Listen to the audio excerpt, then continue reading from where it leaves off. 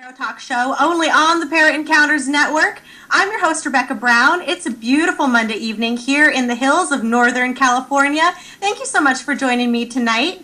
Last week's show with mystic and teacher Heather Mandel, creator of the Syzygy Oracle, is now up and archived for your viewing pleasure, along with all of our shows, including our blog talk radio stuff. It's all up there on thetarottalk.com. So check it out. We had a great discussion on Kabbalah and the Tarot. And Heather is just one of those people who, when you're done talking to them, you feel so much better about life in general. So we just love her. And be sure to hop on over to our Facebook page and give it a like to keep up with the latest news and upcoming shows. And you know my sidekick is in the Tarot house with me tonight. He's my friend, my motivator, my moon in Libra, the stabilizing force to my crazy. He's everything to me. Tarot Tim is here. Hey, Tim. Hey, Rebecca. Hey, everybody. How's it going? It's been a crazy week, but really good, actually. You know. Yeah. Well, I know I did the 5 of Wands for you with last show, and it was just drama all across the board. So I'm glad to hear that you're doing better. That's good. So I am so excited for tonight's show because we are discussing the stunning and much anticipated The Fountain Tarot, currently in its final campaign week on kickstarter.com. A little while ago, I got sucked into the black hole that is Twitter, but this time I'm actually really glad that I did because I discovered all of these tweets about the Fountain Tarot, and I went to the site, fountaintarot.com. I checked out the campaign page on Kickstarter. I was absolutely blown away by this deck. I had to back it. I hope you do too. So joining us this evening is 1/3 of the Fountain Tarot team. She is a graphic designer, artist, creative chameleon, and designer of the Fountain Tarot, hailing from the mile-high city of Denver, Colorado. Andi Todaro is here, everybody. Hey, Andi. Hey, it's so nice to be on the show. Thank you for having me. I didn't actually know that you found out about us through Twitter. That's really cool. I love finding out how people have actually gotten hooked in. Right, yeah, it's all over social media at this point. So yeah, it's just so great, and we will get into it. But thank you so much for joining us tonight. So drinking game alert, my special guest won't know it, but anytime anyone says this word, take a sip from your Ace of Cups and drink as though you're at a Pentacles court card wedding and it's an open bar. That would be fun, right? I think of all the court cards, the Pentacles would have the best wine, for sure. Probably. Unfortunately, we don't have any. We have coins, but it would still be just as big of a party. Oh, absolutely. That's for sure. So we have had the privilege of having multiple artists on the show, and they are always so much fun to talk with. And thank God for the artists or readers like myself. We would be reduced to working with our own creations. So I would be reading stick figures and finger paint, basically. So, in fact, that's my next project. The Thumbprint Tarot is coming your way. I'll back. But it's just people who are passionate about tarot. You know, we value artists and what they really give to the language and system of tarot. And I know I'm always in awe of the artists and just how they create something out of nothing at all. So they really are the magicians in the tarot, I think. So it's always exciting to sit down with them and have a talk. And for you especially, Andi, this is like a treat for me because it's not every day I get to sit down and talk with a fellow Coloradan. So I am super excited. You actually grew up in Aurora. Where are you bouts from? I grew up in Monument, Colorado. Yeah, halfway between Denver and the Springs, and I'm a CU alumni. I love Colorado. I miss Colorado. Yeah, so yeah, I think I read that somewhere. And then I went to fact check, and then I couldn't find it again. So I'm glad that you, brought that up. So yeah, I'm like super excited about it. To sit down with a fellow Coloradan. So cool. Andi, tell us about yourself, your work, your art. It's a long story. I'll keep it as brief as possible. But CU, that's a super good place to start. How about? I went to school for advertising at CU Boulder, and it was a bit lacking, I say, after I got out of school because advertising even though it combines visual things with how people work, it sort of does it in this kind of skeezy way. I don't know. It makes you feel like you're lacking something in order to sell you something. And so I ended up starting my own business.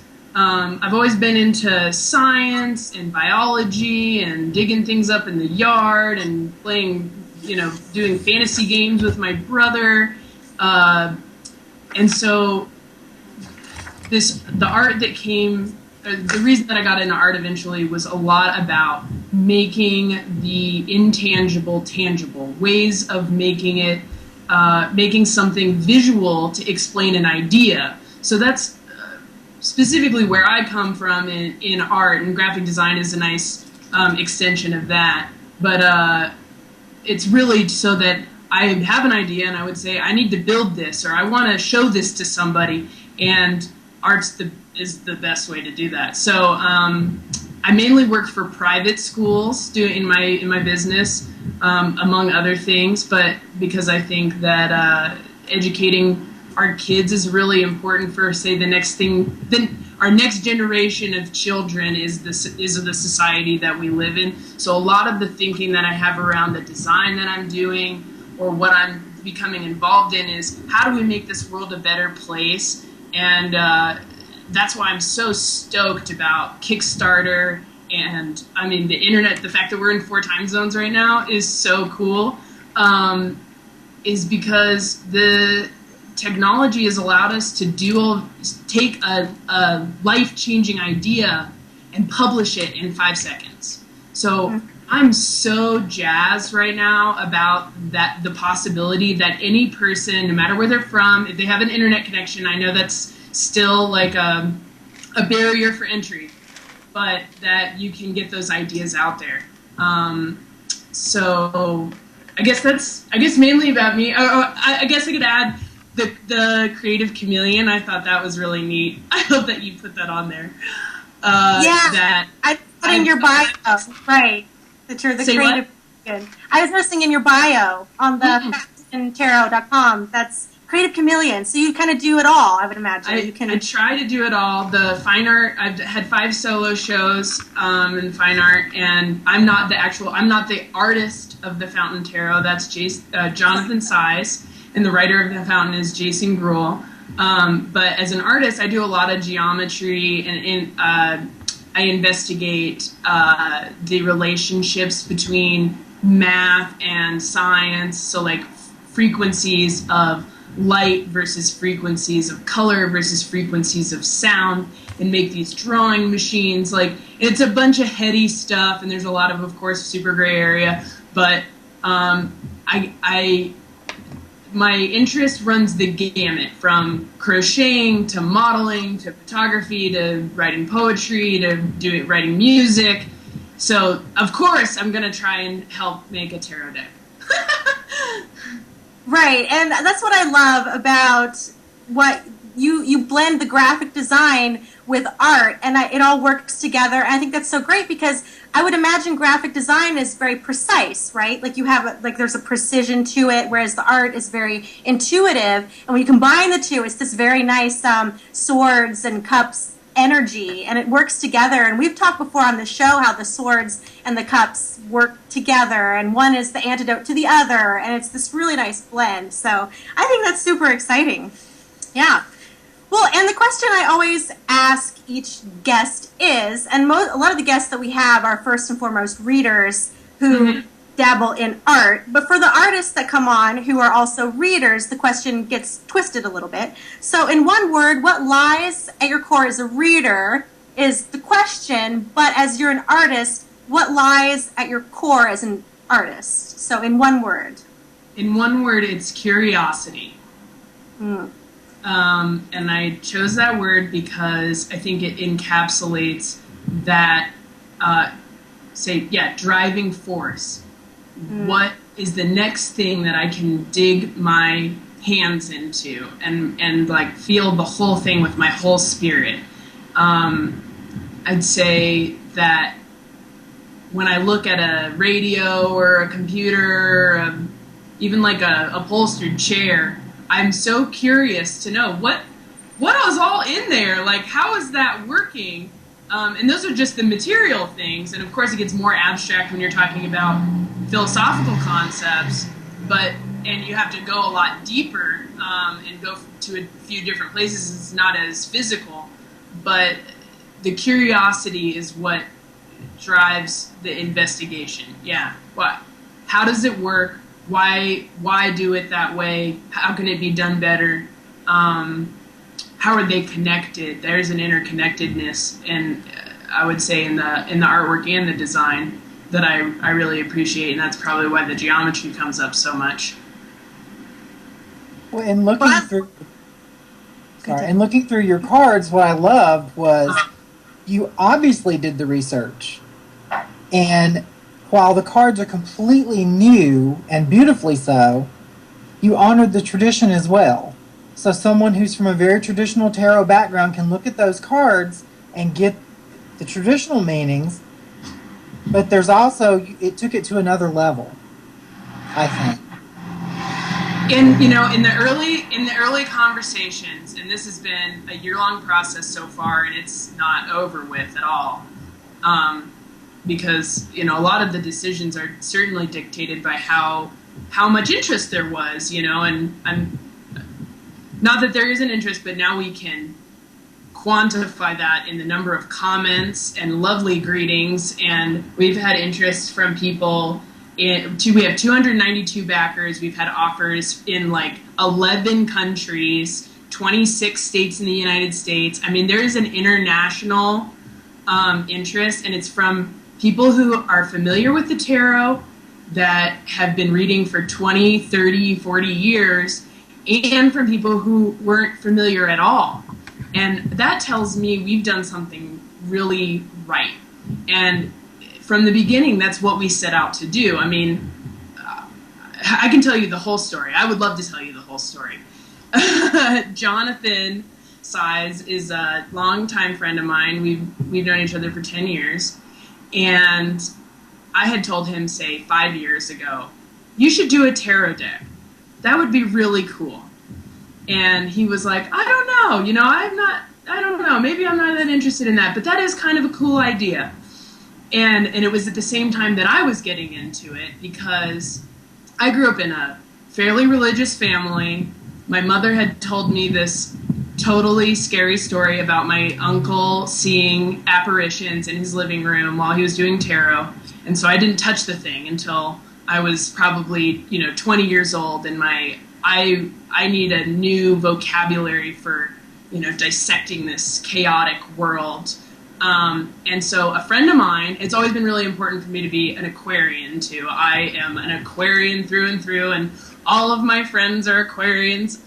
So I was holding the Aquarian tarot in my hands. It was a friend of mine's, and I said, I have to have this. I love this art. I have to have this in my life. And at that moment, it became this incredibly important symbol for a little bit of liberation, and then in self-challenge, and saying you're going to spend time with yourself every day in reflection and introspection, and have this this energy feedback. And so when I said to Jonathan, you should do this, and he then goes, I mean, he's a cool guy. He's a really cool guy. You've seen his artwork. He's amazing. Every time he would go off on one of these amazing trips, which was really like, oh my God, I have to leave my life right now. I have to go to another country and do an amazing, inspired group of paintings. And every time he would come back, he went to Jamaica, and he ended up doing these really angry wave paintings for about a year after he came back, because he almost drowned in the ocean. Mm-hmm. And then after that, he went and lived in Greece, and they're these like super, super luscious, geometric, crystalline drops. And then he was in Paris, and they were these super classic and edgy and regal portraits. And then he was in Denver, and these really boxy, colorful, sculptural elements. And at every single juncture, he'd come to me and say, Andi, before I go off on this crazy trip, can you do me a favor and do a tarot reading? And I would say, yeah. So we would sit down on my bed or in my little apartment, and we would have this special little moment, and I would sit there with my book, because I'm certainly not an expert. None of us are yet. Still, I mean, we've only been on this trip still as long as it seems. It's only been a year. And so I would do this, and every time it would say, go and live your life. Go do this thing. It's going to be challenging, but it's going to be amazing.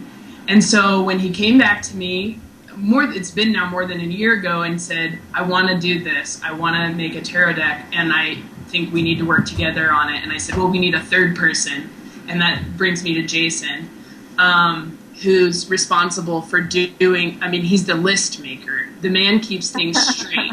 He is so good at it. It's amazing. I mean, the getting in contact with people around the world, he did all of our initial research, him and Jonathan together in Mexico, which was mainly based on the Visconti deck. But then there was also elements, I mean, we had, 20 decks out on the table, and we're comparing, and we're saying, this is what has to be in there, this is what kind of has to be in there, this is how we could represent it differently, what's more contemporary. But he started the school, the quintessential school for kids with autism spectrum disorders in Denver, Colorado, which has really set the standard nationwide 10 years ago. So that's the kind of man, I mean, if you can make lists and you can interface with all these different kinds of people, and you can do this in-depth research, and you can write, I mean, you are the secret weapon in all of this. Like, I need to pat Jason so much on the back, because the paintings are beautiful, and so is the design, but Jason is that glue. And his empathy and, say, global understanding of the way that humans work, and because of running that school, is what allowed him to, say, have this omniscience to write the booklet from a place of that universal understanding. So we weren't counting anybody out. And I think that's, say, I don't want to ever put down another tarot card or tarot deck, ever. But what I think what has been missing, and this is just in my personal opinion, is that one that's the contemporary bridge. Like, it's encapsulating, where it's timeless. We wanted something timeless, global, and it wasn't themed, the new standard that was so beautiful that it could not be denied, and so quality that it was going to be around for 100 years. So I know I just went on a super long rant there, but no, and I'm glad that you elaborated on the Fountain Tarot team, because I was going to ask you how that came to be, the three of you, because when I was looking at just on your Kickstarter page with the video and the pictures where the three of you are together, it feels very Three of Cups to me. Like, you can sense this bond that the three of you have. And the Three of Cups is a community group's card, but with its Mercury and Cancer association, it's so much deeper than that. It's like, these are the deep bonds we have with the people in our lives that are like family. We know these people. They feel like home to us. And you really get that sense when looking at the three of you as a team, and then looking at what you're producing is very amazing. So yeah, I'm glad that you elaborated on how you know each other and how this kind of, came to be. But yeah, let's talk about the deck, because I agree it's very special. And it is different, and I think that for me and for many people, it's resonating on a deep level. Like, I think for me, I haven't felt a deck hasn't resonated with me on this deep level in a long time. In fact, it's probably the Thoth Tarot when I saw it for the first time. I think it's something similar to that. And people are definitely responding to it. And the deck has soul. It's so alive. And it's so real. And when something's real, like, people can sense it. And it's absolutely beautiful. And it's timeless, like you had mentioned, but effortless in a way, which must sound kind of silly to you, because I'm sure this keeps you take it and hate. But, it's the hardest thing in the world, I would imagine, to make something look so easy. And I feel like that's what the three of you have managed to do with the Fountain Tarot. You in. I appreciate that it looks effortless, and I think that's all three of us exercising our best spirit as painters, as designers, as writers, and is to say put the polish on it. After we've drug it through the mud for a year, and then we put the polish on, and then we say, here it is, this like shiny gem. And we want, people to have it as part of their lives, but just the same for it to just be an art object, I think that is sexy as hell, for a lack of a better idiomatic expression. But yeah.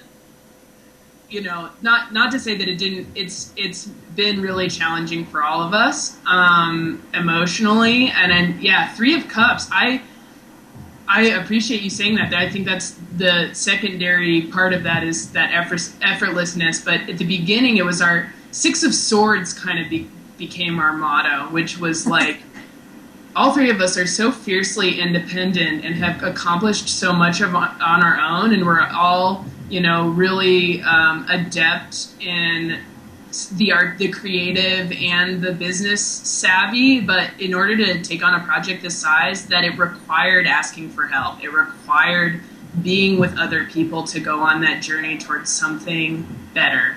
And not that we were running away from anything bad, but just embracing the change and freedom in our very busy and very structured lives, to willingness to let it go. Hey, we're going to invite this thing in, which is probably going to take us on a totally wild ride, but we're all up for it.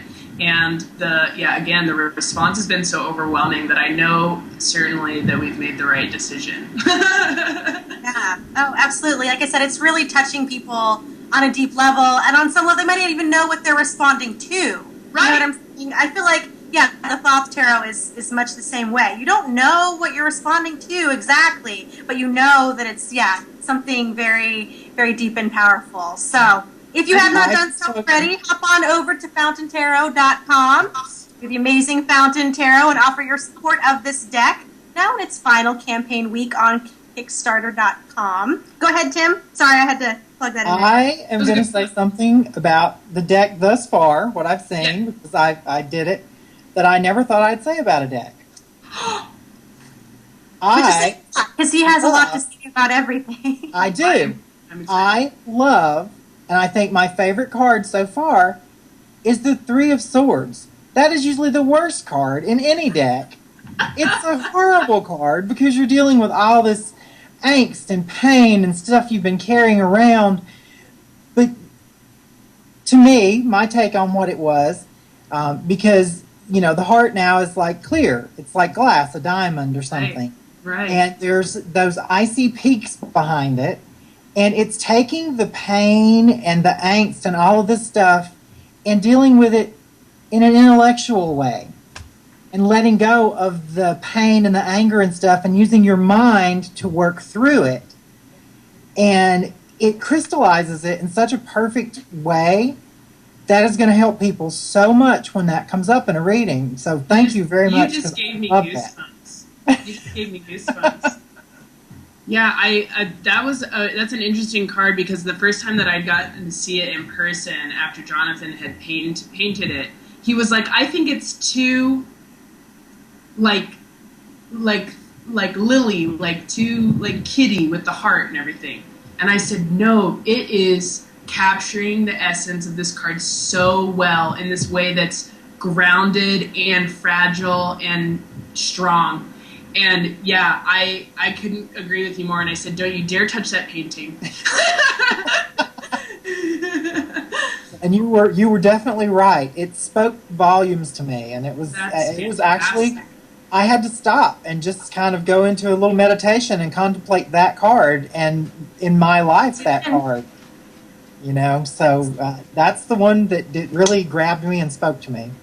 I so appreciate that. Well, on the whole, we've thought about every one of these cards, because I feel really similarly. You kind of go into a deck, and because of the conventions and just purely visually, you have a hard black line and this many colors, and all of the illustration is similar. The character is kind of one being that morphs, sort of. And so I like the license that we've taken in that regard and said, okay, this is a different character in everyone. There's no, black line that has to go throughout. The individual, each one of them is, I'm sorry, I'm totally spacing. See, now I'm beer lipped. There's things that united throughout in terms of color and tonality and the darkness of each one of the cards. But we didn't want any one of those, because in a lot of the decks, it's like one card gets left out, or 5, and it's the one you didn't spend that much time on.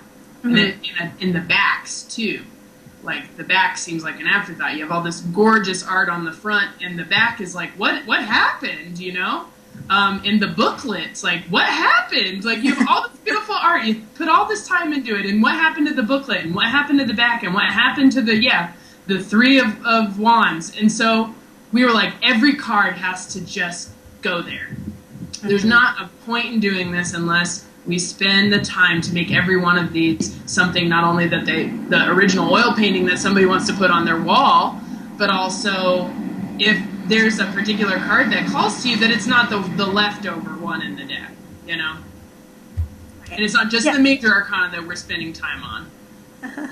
Yeah, I know that feeling when you get a new tarot deck and you can't wait to see your favorite card. Like for me, it's always been the Moon and the Queen of Swords. Like I can't wait to get to certain cards. Strength is another one. And then, you see it and you're like, no, it just doesn't get there. So I know what you mean. Yeah. Yeah, and I feel that each one is really, again, pulling people in, and it's just gorgeous. So were certain cards more challenging to create than others, and were there some cards that were more challenging that might surprise us? I mean, I expect some of the challenging cards in the tarot to be a challenge, but was there one that you thought would maybe be easy, no problem, and it wasn't? I don't know. I think that's more so a conversation with Jonathan, because, he, and I'm sorry he's not on the show, they said they've been working so hard with the Kickstarter. I mean, not that I haven't either, but I was like, I will take the interview. I will take care of this for you guys. I would love to do it. I would love to talk to fellow Coloradan and represent the deck from the perspective of a designer. In terms of the initial design, I can't really say which one was, harder or less hard to do. I would say the oil paintings, if you look at them, the more complicated ones probably took longer. And in terms of I would say, like symbolism is really difficult. How best to represent something and say, hey, are we going to kick this one thing out that was in the Rider-Waite deck or not? Or is that important? Things like that. Or is there a better symbol or a better way of representing that? I think this is a really good segue into the fountain and why it's called the fountain. And we added a card to the major arcana. Yes. Mm-hmm. And I would say that was the hardest one, because I think we've probably written an entire book on its own about the fountain, because what was said, well, this isn't an address to what's missing now that this hasn't been re-envisioned. It's always, stop at 78 cards, like there's nothing that goes beyond the world, and I know we all know that that's not the case, right? Right. And it's not linear, right? It's not linear. Yeah. So what is it that we're adding that's lacking? Mm-hmm. And I think that's a really ballsy thing to do after something's been around for a couple of decades, or centuries. And yet I think that people are receptive, because all kinds of tarot stuff, like Hello Kitty tarot, for example. You know what I mean? So like people are, I think, broken in somewhat. I don't know. So they're more like receptive when there's other silly things going on. So this is good. I hope it's not in the same. No, not at all. No, not at all. Right. I'm just trying to express that you get used to seeing different things, and so then when something that's actually different and relevant comes along, it's refreshing and it's a good thing. Yeah. Oh, go ahead. I would really like to actually read the description of the fountain as it's almost going to appear in the book. It's on, it's almost there. But can I do that? Is that cool? Yeah, you go for it. When the fountain card shows up in your reading, relinquish all control and be quiet. The fountain exists outside the cycles of birth, death, time, and form. It represents the nameless, changeless source of which everything is a part.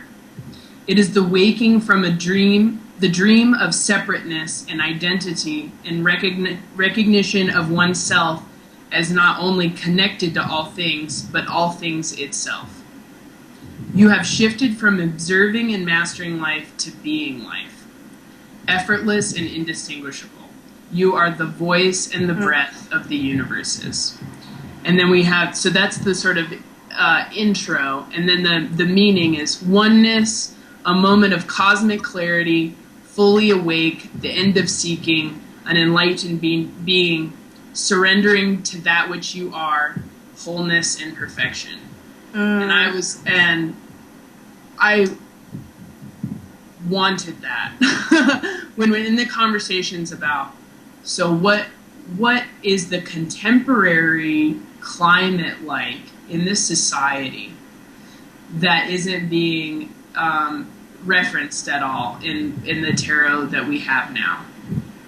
And I think techno, for lack of a better word, the fact that we are all able at this moment in 4 different time zones to be communicating with one another and having the intangible be tangible, is just one tiny iota of this larger oneness that people I know are tapping into, Right. And I think as a creative, and when we were talking at the very beginning, why do anything creative except to make the world better? That is the place from which I think people need to start looking at the world in order for us to start treating each other better. That when I harm you, I harm myself because we're the same. And so this whole global and universal consciousness is how I think to bring people to that level, You're allowed to feel. You're allowed to feel for somebody you have never met on the other side of the world. Or an alien you didn't even know existed. Or the spirit that you are, in an indistinguishable amount of time from now. That is what the fountain is. And I'm super glad that we, that's our stamp. I don't know. Hopefully it'll just be like, okay, the next people that design a tarot deck, they're just going to have a fountain in there.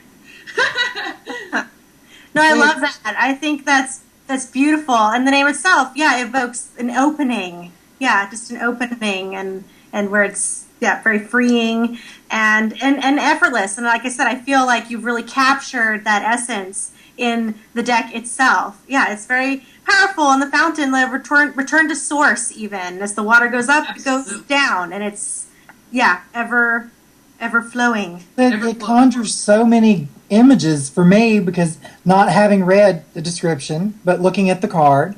Sure. Fountains. It's like that eternal youth. It's what we all drink from. It brings us life. It's also endless possibilities because you toss your coin into the fountain and you open to the universe and say, I want this to happen. So it's a beautiful, beautiful image to have added to the deck, and it's going to resonate with so many people globally. Really. Thank you. I think this thing is going to take off and be huge. I'm hoping so. I really am. I'm a no count your chickens before they're hatched. But Jonathan is an endless optimist, which is also what makes us all such a, and Jason somewhere, he's got the foot in both worlds, so it's also what makes us such a competent and amazing team, is that we're really all balancing each other's energies in that regard. And I'm saying, we got to make all that money, and he's saying, I hope Prada calls us, Funny. So do you have a favorite tarot card? And why? It's the moon, for sure. Because I'm a total night owl. And probably because I have a connection to the actual moon. But also, I've experienced some low-level psychic phenomena in terms of dreaming future states and things like that. And the moon card's really that juxtaposition between the fantasy and reality. And even in my waking life, I sometimes am like, is this real? Like, what is going on? Like, where am I? And not that I'm flighty, I'm really on top of it, but right. What part of this heaviness is real? What part of this lightness is real? And I think, and the science part of it too, in terms of the moon always only showing one side to you, and how that's like a perfect perfect harmony with the orbit of the moon, and then it's a rotation, I think is so amazing because of the weight, like the actual mass of the moon and the shape of it.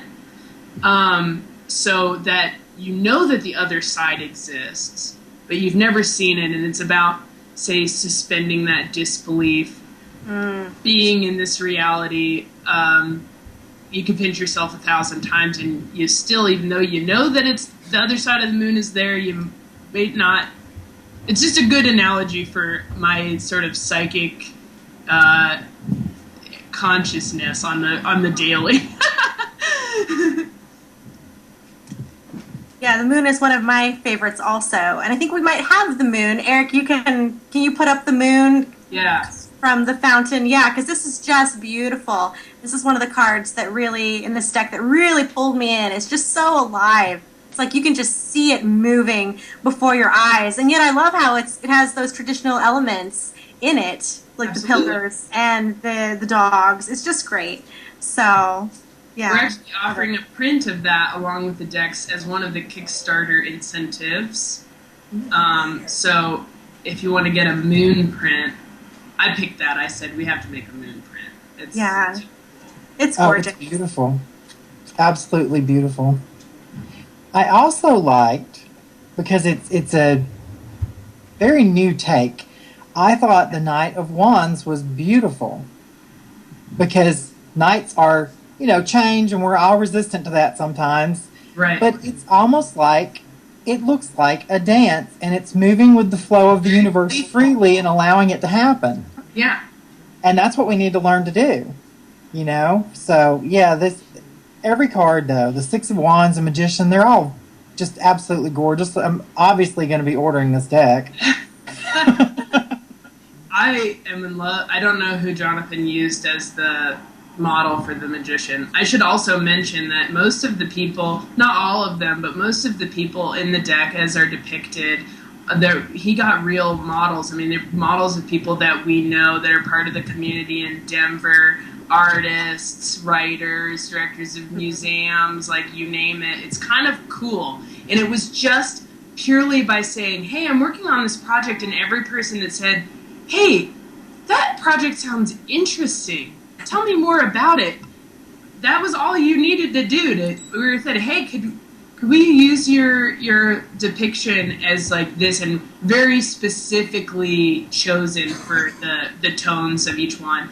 But I think that's cool because it's a time capsule while also being timeless. Like this is a network, but if you never knew that they were actually real people, then it wouldn't matter.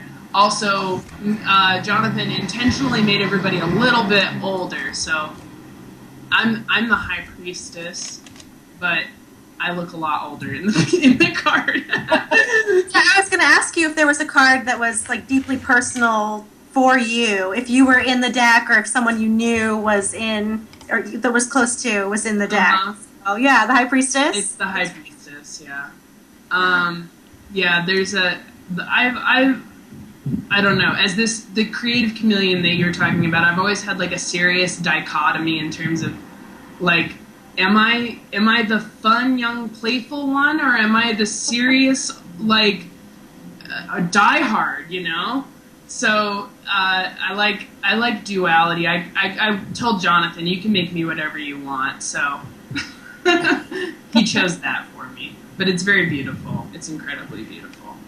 Oh, I love that. Yeah, well, I think that dichotomy certainly exists in the High Priestess, and then her wisdom is in knowing which one to be at different times, you know? Yeah. Yeah, fun and creative, but also serious and strong. So I love that. Yeah. I did too. That's great.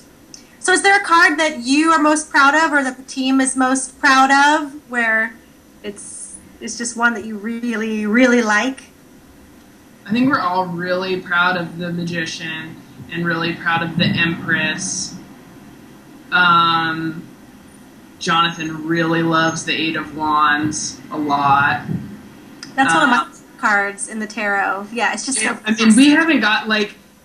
So he has been painting for 10 months straight. The paintings are like 10 by 8, I'd say, or a little bit less. 12 by 8. And he's got them, you can see them in the video, and a couple of stills, how he's got them set up. So when I visited and actually held them in my hands, he has about 60% of them done. But, you know, there's a month of time in between. Sometimes you might put a brushstroke down and have to wait for it to dry in oil painting. So it's this really long-term, like little bits at a time, very patient, very reflective process. And when you're living out in the middle of nowhere in Mexico, you can afford that much time to do that, which is what they did, which is super cool. But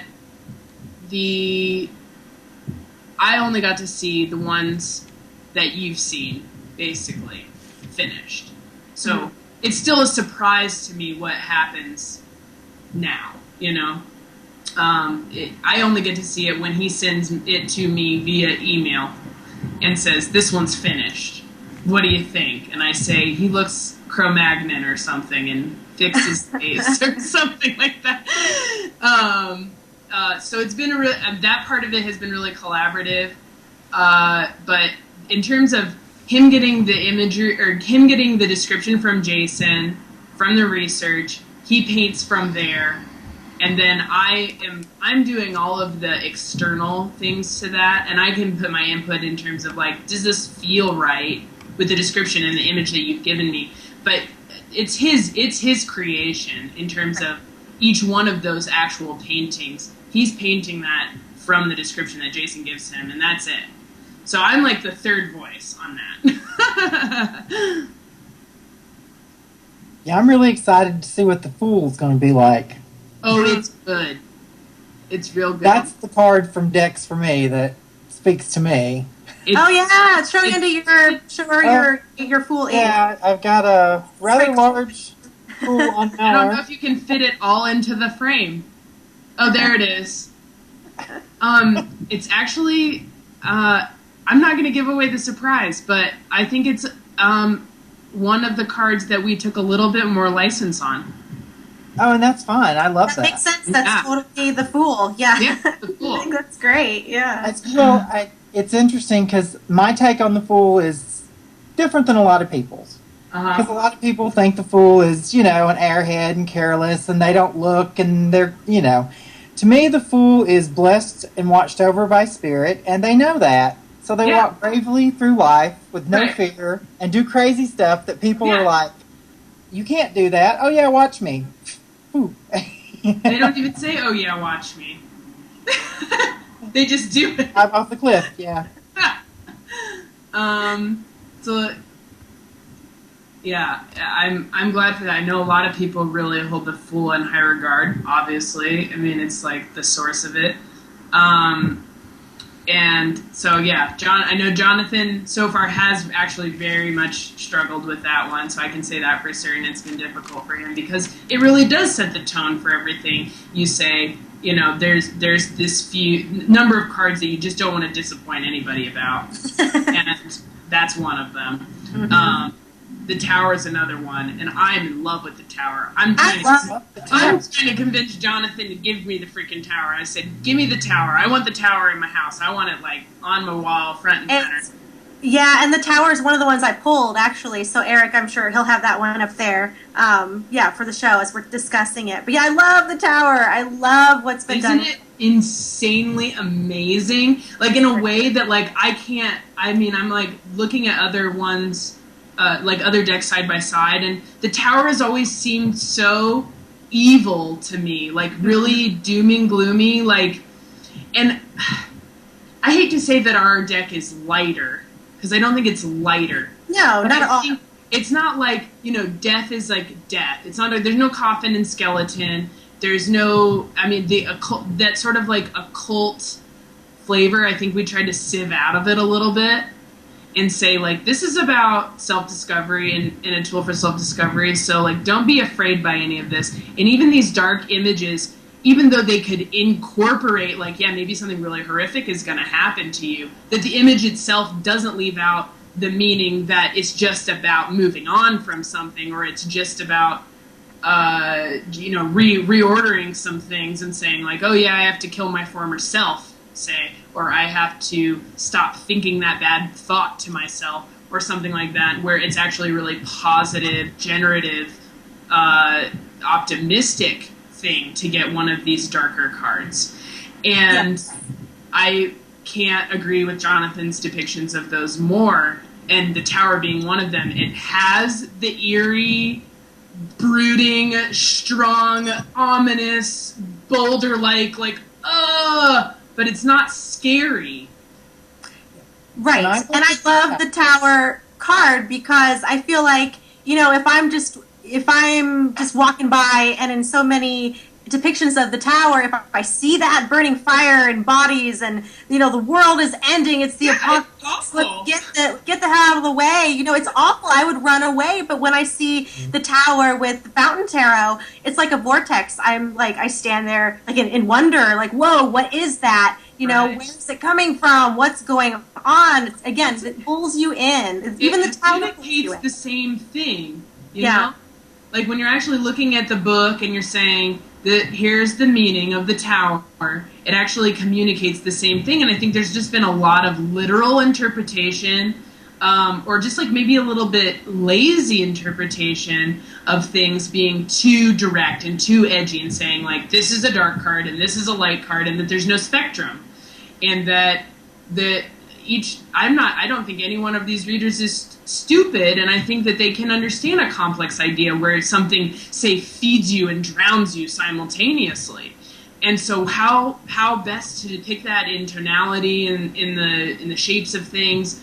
I mean, Jonathan is a freaking magician. I said, you should have made yourself the magician, because for him to be able to communicate those things, and then Jason's description of each one of them is like, I don't know. I'm so totally impressed, and I'm on the team. And you know? When I looked at the Tower card, mm-hmm. because I love it, it evoked a feeling, the same feeling that I get when I went to the Salvador Dali Museum and looked at his masterworks. Okay? Okay. Because it is so multi-layered, and you can get so many meanings from it, and there's dark, but there's light, and there's shadow, and it's just, it's beautiful. Now I'm getting goosebumps. Look at that. Transcontinental goosebumps. So, yes, Salvador Dali is what that evoked for me, and that is a huge compliment because he's like my all-time favorite painter. Yeah. We have a couple of contemporary painters that are backing it right now. Some pretty famous people, some directors of museums. I mean, that right there, I mean, is just like, we're doing something right. Like, that feels good from the artistic perspective, and Jonathan as a painter and his career, and me as a designer and my career, and Jonathan as a writer, but then to have come together and make this other thing that people have been doing for so long. And, you know, we're really new to this, and I am so humbled and so thankful and so gracious for the warm welcome that we've gotten from all. I mean, everybody has been so encouraging and like the right kind of critical, where it was like, hey, can you explain, you know, this part, or we'd love to see this, or, you know, be wary about this, or whatever it is, where it really feels like we've tapped into a global community across a bunch of different things in the art and the design, in the tarot. I mean, like, boom. It's overwhelming. I mean, last month has been crazy, and it is so cool. It is so cool. Well, I'm so glad that, you know, go ahead, I'm so glad we discovered you and we were able to like dive into the fountain, because I'm excited. Thank you. Yeah. Yeah, go to the Kickstarter if anybody. We've only got 8 days left. Yeah, it's the final push here, and we will have all of those links up on the show website, tarottalk.com, and check out fountaintarot.com. Andy, what is next for the Fountain Tarot? What's next for you as an artist even? Is there something that you're working on? What's next for me? I would love to do some international installation or something somewhere. I'm not positive. At this very moment, I'm redecorating my house. So you're only seeing one corner, and the rest of it has nothing in it. And it's kind of amazing. And I would say, here we are again, psychically. July and August is my, like, crazy time. I just should anticipate it every year, because it just happens like this every time. That there's a lot of change in the air. It's when you go through what's not working, and you get rid of what's not working, and you invite in what is working. And doing the Kickstarter this month, though incredibly like part of a totally crazy mix of things, is like the best thing that I could be focusing on right now. And it's just a really wonderful reminder that sometimes stuff just shows up in your life when you, even if it's challenging, to be the lesson to you, you know? Like, here's your opportunity to shine. Here's your opportunity to feel really in connectedness with a global community. Here is a really, really amazing opportunity for people to see your work, and that you're potentially introducing people to something that, I mean, if they've already been into tarot, that they would just appreciate it as much as the tarot that they have already, or more.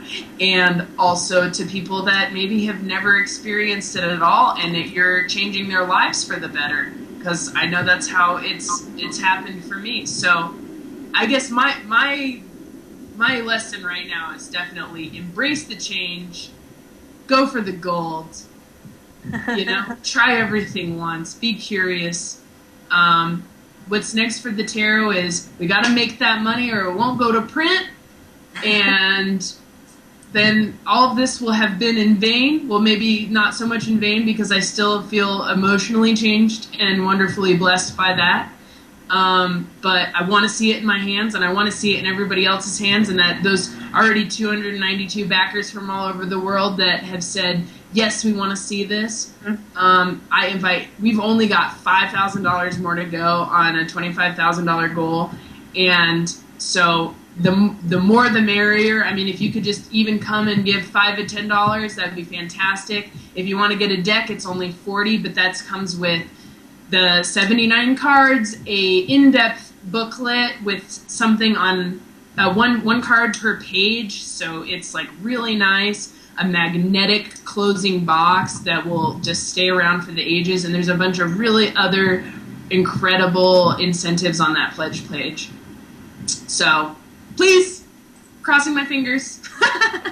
Yes, Make it. yes, the deck needs to be quality. I did a real quick reading on the fountain and the outcome. I did 3 cards. Okay. Got the 2 of Pentacles, so I wouldn't worry about the money. No. Okay. I got the Ace of Swords, so that's great. That means you're going to figure out how to get that done and everything. And the outcome is the Justice card. That's so powerful. That's cool. Yeah. I like it. Yes. So it's going to happen.